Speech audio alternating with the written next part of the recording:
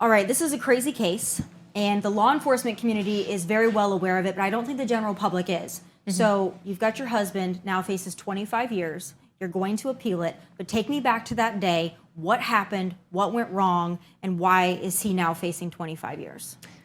So thank you for having me on your show. I really appreciate it, because no one has heard about his case because we weren't allowed to talk about it.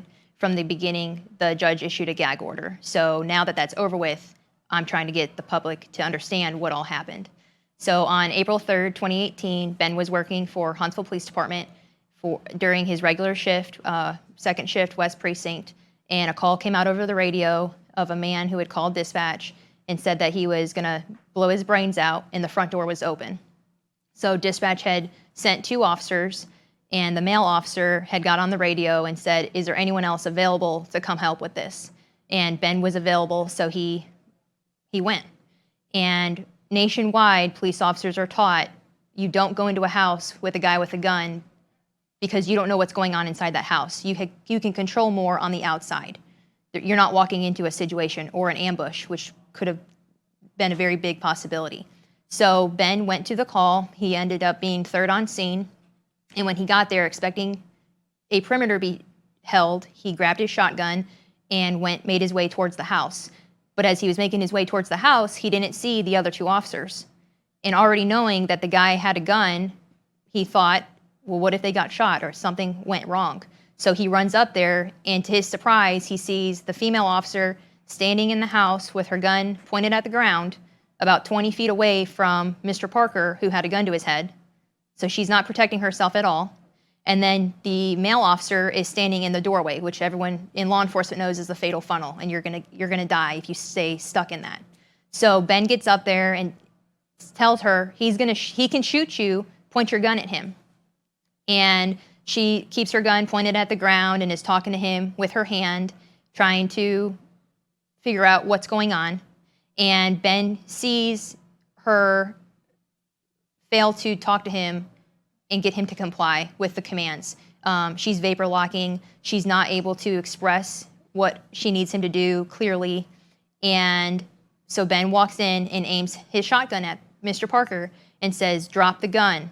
And Parker says, "No, I'm not going to do it." And Ben said, "I'm not going to tell you again, drop the gun." And after he had said that, Parker had moved his gun forward and Ben had shot him.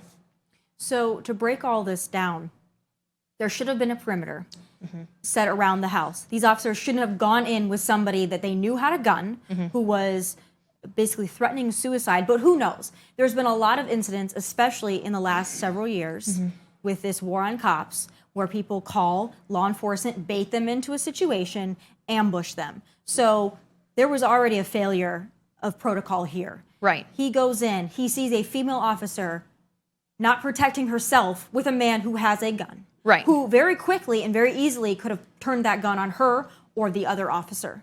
He tells the man, "Put your gun down." The man says he's not going to do it. He's not going to comply with the order from the officer. And then he goes and makes a motion. Right. Now, for those armchair quarterbacks, it's easy for them to say, "Oh, well, you shouldn't have shot him. He was just going to shoot himself." Until you're in that position, like we are from you to me, with somebody with a loaded gun who then makes a move. So then that officer, this being your husband, in any case, any officer, has to make that split-second decision. Am I going to lose my life, or am I going to take a life? It's not a position that anybody and any officer wants to be in, but it's a realistic part of the job. And now your husband is facing 25 years, and he should have just sat there and hoped to goodness that this guy wasn't going to shoot him, that this guy was just going to shoot himself, that this guy was going to be talked off the ledge. Right. I mean, listening to this and the way that you explain it makes so much sense now. But I got to tell you, Keelan, when I was looking up this case, because I wanted to know what happened here, I saw a lot of articles, and I saw a lot of people dissing the former police chief for standing up for your husband. I saw a lot of articles dissing the Resiliency Project, which is a law enforcement advocacy group for standing up and defending your husband. But I didn't see anything explaining, other than Resiliency Project, why this was, in your view, a wrongful conviction and what had actually happened. I couldn't find it on Google. I couldn't find it in my research until you told me today. Right. That's part of the problem here. But to me, for the life of me, I can't understand how this could go to court. And even somebody, let's say the judge doesn't like law enforcement. Let's say this is an activist judge. It doesn't matter. To me, it's so cut and dried that this officer had a reasonable fear for his own life, but it didn't shape up that way. Right, and so in court, the district attorney's office wanted everyone to look at it through the female officer's point of view. And in policing, you have objectable reasonableness. So you look through it, that officer. So if that officer uses force, you have to look at it through his lens, not anyone else in the room. Because if he felt in danger and they didn't, that's not his fault that they didn't recognize the threat. And it's not Ben's fault that she didn't recognize that Parker could have went like this and she's down at the ground like this. It's going to take her longer to get her gun up on him before he can turn it on her. And that's proven. It's action versus reaction. That's taught in every academy in the state of Alabama and nationwide. And you're also in the law enforcement community and field as well. I am. So you have a deeper understanding of this than most. Right. So I'm just not his wife who's mad that he's in prison. I'm also a police officer who, when I go to work tonight, I'm possibly going to face the same threat that he did. And I'm going to have to make that decision. Am I going to protect my life or am I going to get shot?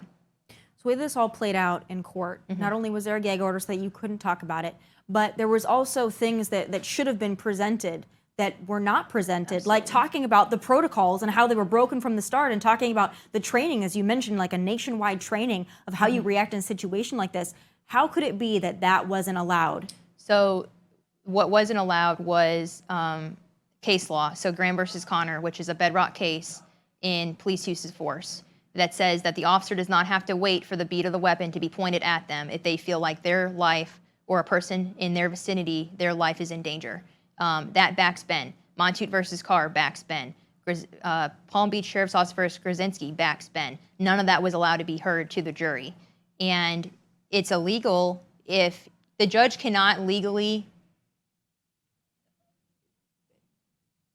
she can't allow the jury to not hear things if it has any shred of light to support the defendant. They have to hear everything that is defendable to the defendant. And she didn't allow that. She didn't allow his training advisor, who was shot on duty in an action versus reaction situation where the guy had two guns pointed at the ground and Jason had his rifle aimed at the guy, and the guy was able to flick his wrist and shoot Jason in the face with birdshot. Thank God he survived that, and he was able to go to the academy and then teach different academies, including Ben's and the ones after him, that you cannot wait for it to be pointed at you. If you feel like your life is threatened, and it's totality of circumstances, you can't just, it's not 1 + 1 is 2. It's, Parker was given 7 commands to put the gun down. He had 7 opportunities. When he called into dispatch, you can hear him on the recorded dispatch line. Dispatcher says, "Hold on, I'm gonna get you someone to talk to," and he says, "No thanks," and hangs up. And then the dispatcher tries to call him back several times before the officers get there, and he never answered. He didn't want help. He was a coward, and he was asking for someone to kill him, and unfortunately, he played the card, and Ben did what he needed to do.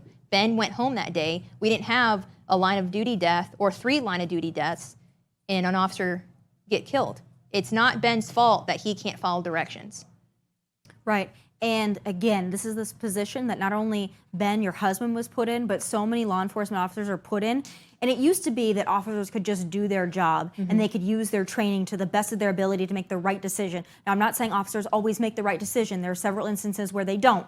But to use their training to the best of their ability to make the best decision. But now, because of the court of public opinion, now, because of the anti-cop, anti-police rhetoric we have out there, these officers not only have to worry about arriving on scene and making sure that their fellow officers are safe, making sure that whoever is calling is safe, they also have to think to themselves, any action that I make to protect myself or others, my life might as well be over if I make the wrong decision, or even if I make the right decision, because the court of a public opinion is going to convict me no matter what, and either I'm going to be 25 years behind bars like your husband, or the court of public opinion is going to shred me up, down, right, and left so badly and destroy my life so I'm not able to live a normal life anyway after this point. And that is a situation not only that your husband's in, but officers face every single day.